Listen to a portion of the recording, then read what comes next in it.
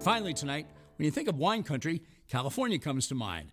But just to the southwest in Litchfield County, wineries are thriving all along what is known as the Connecticut Wine Trail. One such winery is our host location for tonight's look at Litchfield, Sunset Meadow Vineyards, where Carolee McGrath sat down with Chris Chichester, the tasting room manager of the Vineyard, to get a taste of the local wine industry.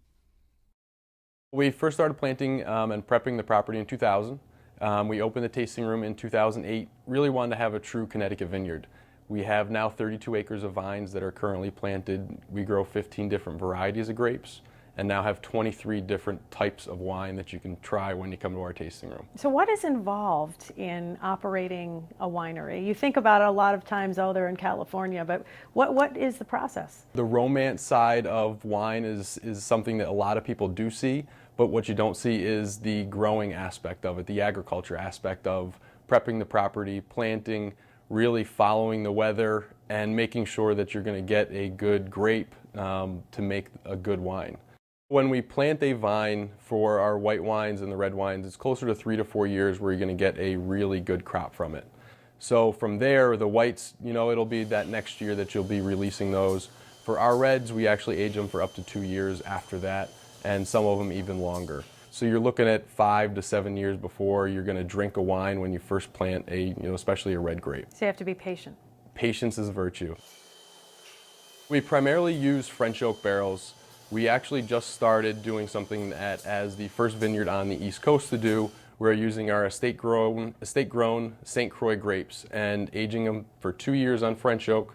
We have a local distillery that we now get their 10-year-old bourbon barrels from.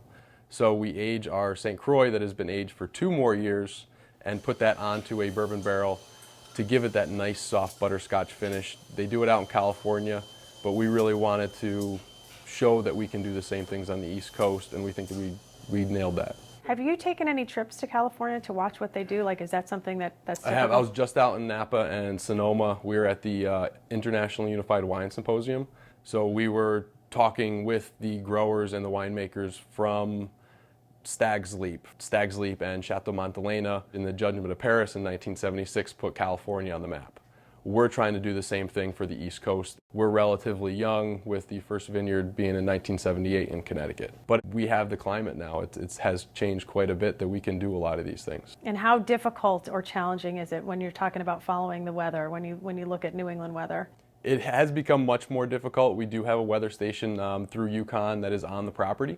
So we really track the weather every single year to see where we're going to be worried if we're going to get late frosts.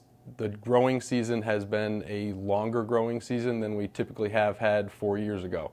So we're getting a better growing season, and we're starting to really compare to what California can do. So you're on the Connecticut Wine Trail. Tell us a little bit about that. So for the Connecticut Wine Trail, there are, I want to say now, 36 wineries that will be a part of it throughout the state. If you go to 16 wineries out of those 36, you can be entered in to win a 2-week trip to Spain, as well as a number of other prizes. And it really gives people a chance and the incentive to go out and explore the state. There's a lot of parts of the state that people don't necessarily go to just driving through, and this gives them the reason to go out and reach those places. And how is how challenging is it to run a winery? Do you get help from the state? I mean, how does that work? We do get help from the state. There are a lot of agriculture grants that have helped us expand the growing aspect of it. The state really wants to preserve green space and promote the agro-tourism. So as a vineyard and a growing vineyard, it's really something where they want us to keep the green space, farmland continue to be farmed. And so they've been very, very helpful with us in that aspect of it. And so you have different events throughout the summer as well? We do have a bunch of different events. The next one coming up, we have our Mother's Day event, which you can bring your mom in. We do a picnic lunch, you get a bottle of wine, and you really get to sit and enjoy the views, the rolling hills, the Litchfield Hills. We have a cigar barbecue and wine dinner. Really come in, we're pairing Connecticut grown or Connecticut wrapped cigars with Connecticut wines. We do a lobster bake at the end of July. Is that a challenge, the marketing aspect of it? Because obviously you have the challenge of growing and doing all the production and everything else, but also getting your name out there. It is tougher. We don't have a huge population up in this area, so we really have to reach out to the surrounding counties, going down more in southern Connecticut, reaching into New York and reaching into Massachusetts. Massachusetts is only about 20 minutes to the border. So we do have that aspect of trying to educate people that there are wines in Connecticut, that there are good wines in Connecticut that you can get without having to travel to Napa.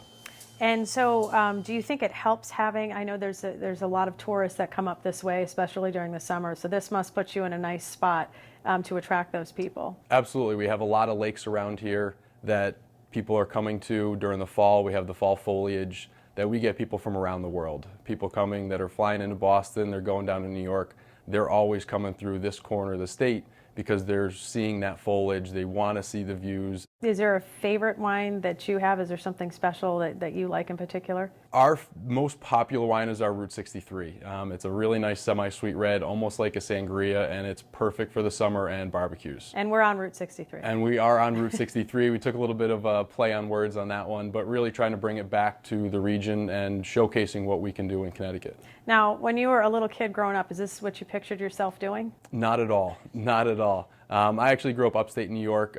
My grandparents had a 2,000-acre cauliflower and horse farm, so I've always been involved in agriculture, and it was something I actually met my wife, the owner's daughter, in college, and I had been helping out here for 11 years before I became the tasting room manager. So I've really been involved in the whole process, and it's become very passionate topic for me, and it's really been something where I can grow into as well. All right, Chris Chichester, thank you so much for joining us and telling us about Route 63, which sounds fantastic. We appreciate you inviting us in today. Thank you very much for coming.